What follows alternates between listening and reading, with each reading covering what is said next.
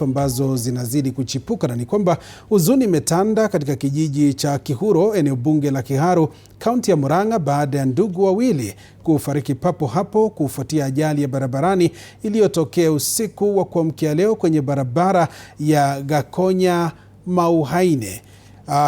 Inadaiwa kuwa wawili hao walikuwa wakisafiri kwa pikipiki majira ya saa 6 usiku walipogongwa na lori lilokuwa likiendeshwa kwa mwendo wa kasi. Inaelezwa kuwa dereva wa lori hilo alitoroka mara tu baada ya kusababisha ajali. Wakazi wa eneo hilo wakisema kumekuwa na malalamishi ya mara kwa mara kuhusu lori hilo kuendeshwa kwa kasi wakati wa kusafirisha mchanga usiku, jambo wanalodai ni kinyume na sera za kaunti zinazodhibiti shughuli za usafirishaji wa mchanga nyakati za usiku. Miili ya wawili hao imehifadhiwa katika makafani ya hospitali ya Murang'a.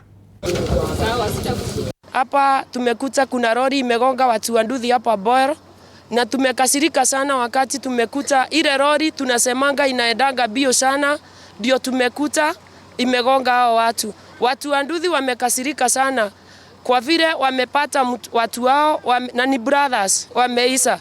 Kwa hivyo tungetaka kusema hata watu wa lori ama watu wa matatu wawe waangalifu, kwa sababu hata mtu wa miguu anaweza kufia hapo kwa ile speed wako nayo kwa hii barabara. Tunaomba serikali, kama ni barabara yetu, watu waangalilie bumps, watu waangalilie masaa ya kubeba mchanga usiku, mambo kama hayo.